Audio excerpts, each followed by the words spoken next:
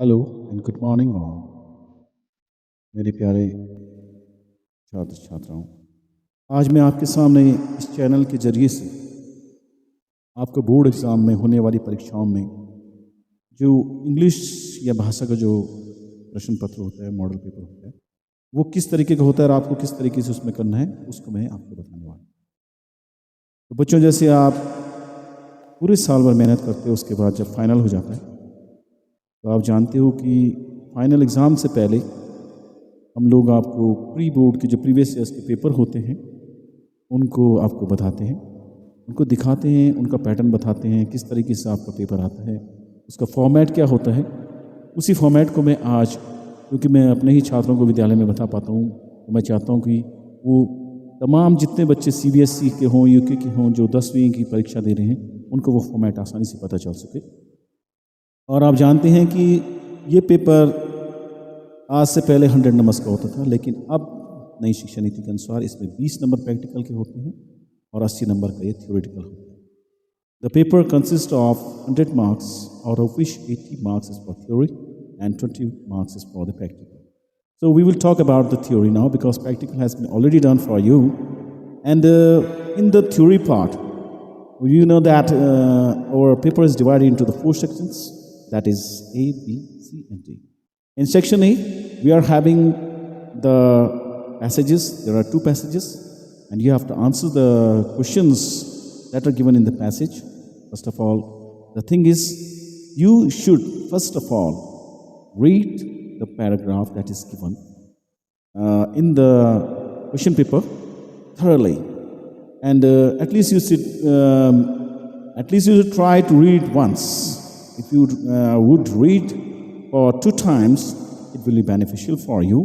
Then you have to see the questions given below, and from that questions you should match the answer from the upper passage. The answer should be written to the point, and it should be written in such a way that if a question is of 1 mark or 2 marks, 1 mark means you should write at least 10 words. 2 marks means that you have to write 20 words for that answer that is to be given by you, and it should be related to the question and about the passage. अपनी तरफ से आप कुछ भी मत लिखिएगा, वो same to same वैसे होना चाहिए जैसे पैसेज में हो, उनसे कंसर्न हो, उससे रिलेटेड हो, और जो क्वेश्चन पूछा गया उससे टू द पॉइंट आप अगर आंसर देंगे तो आपको नंबर अच्छे मिलेंगे. And one thing that you have to keep in mind is your answer should be relevant. It should be not having so many mistakes, that you should keep your sentence short, spellings correctly, and you should use the punctuation marks correctly. Next is second paragraph is concluded in the same way, that is first and second passage in the section A, followed by next part, that is letter writing. In letter writing you see that there are 2 letters given for you. 2 पत्र आपको वहाँ पे दिए होते हैं और वहाँ पर एड्रेस भी दिया होता है. वहाँ पे आपको बताया जाता है कि आप कौन हो. That is your name. Your personal name is not given there. Someone's name is given there, like you are Ankit or you are Anushka. ऐसे करके नाम आपको दिए होते हैं और आपको एड्रेस दिया होता है कि आप कहाँ के हो और आपने किसके लिए लेटर लिखना है.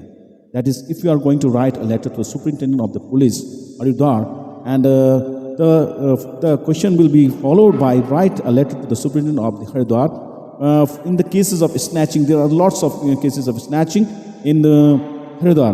You have to write a complaint to him and you have to ask him to just keep some message that it will be beneficial for us if he keeps the message of chain snatching.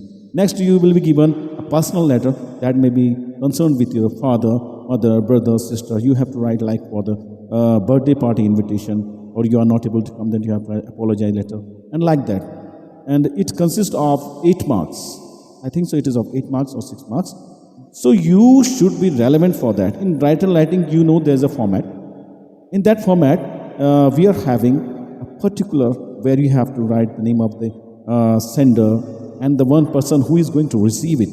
Then you have to follow the salutations. You have to follow the main body with the subordinate bodies. You have to go for the conclusion thanking body, and then you have to write the date, and finally you are going to enclose it, that is you're going to close it. So that's where the letter will finish, and the whole of the answer that you want is in the letter only. जो letter आप पढ़ रहे होते question में, आधा answer उसी के अंदर होता है. हमारे जो ये पेपर बनते हैं वो इस तरीके से बनाए जाते हैं कि उसमें आधा आंसर तो वहीं पे होता है, आपको ज़्यादा ढूंढने की जरूरत नहीं होती है. उसके बाद हमारे पास होता है एक पैराग्राफ या पैसेज, या जिसे हम बोलते हैं कंपोजिशन टाइप का, जिसको हमें लिखना होता है, और वो 4 नंबर का होता है for the UK board students. और आपको टॉपिक दिए रहते हैं 4, उनमें से आपको छांटना होता है.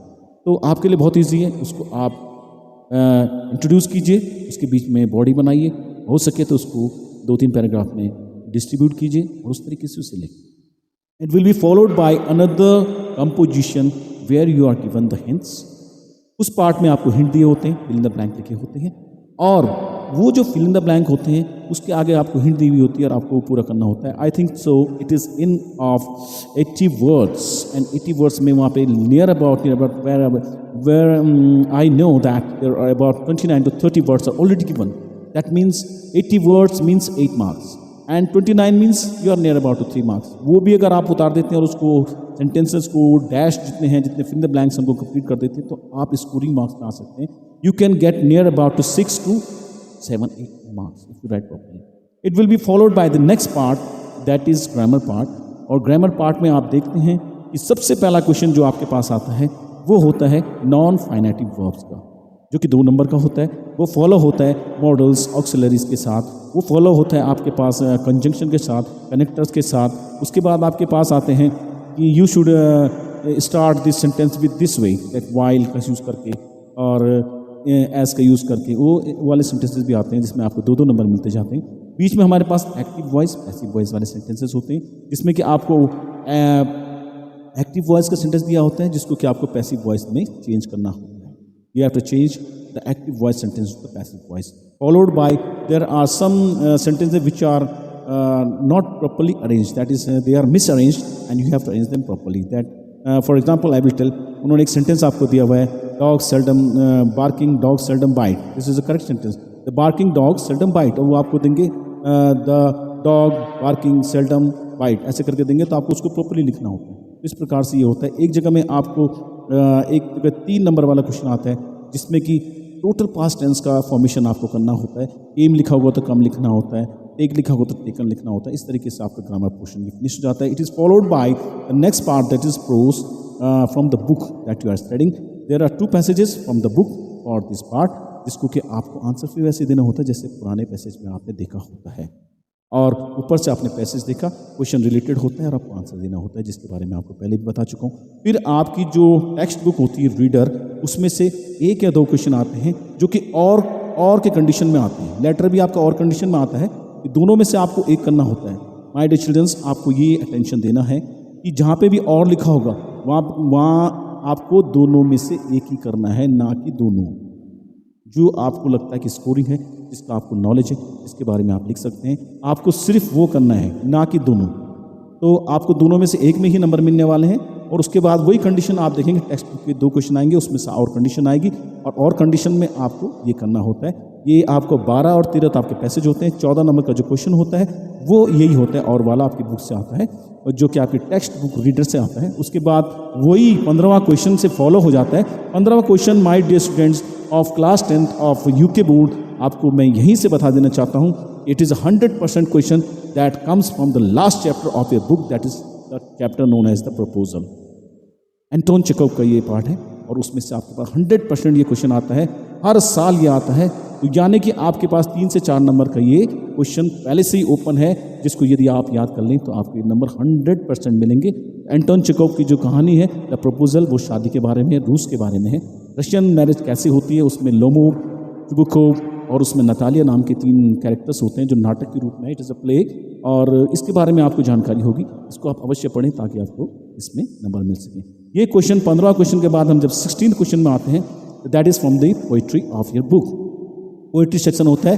पोइट्री सेक्शन में आपके पास 2 किताबें होती हैं, जो कि पोइट्री सेक्शन में आपके पास 2 किताबें होती हैं, सप्लीमेंट्री, और एक तो रीडर होती है, एक सप्लीमेंट्री रीडर होता है. सप्लीमेंट्री रीडर में कोई पोइट्री पार्ट नहीं होता है, केवल poetry part is in the reader part text book, that is your first right. तो उसमें से ये बुक में से पोइम आती है, उसमें से 2-3 क्वेश्चन पूछते हैं, फिर वही कंडीशन है और कंडीशन होती है, उस और कंडीशन में आधा आंसर आपको वही मिल जाता है, आधा आंसर आपको अपने शब्दों में लिखना होता है. You have to write the rest remaining part of the answer from your own, because you have read wholly. You are going to read the book and you have learned it from your class, teachers, and from so many helpful aids. So you have to write that. Next question is 17th question, जो कि उसी से follow होता है.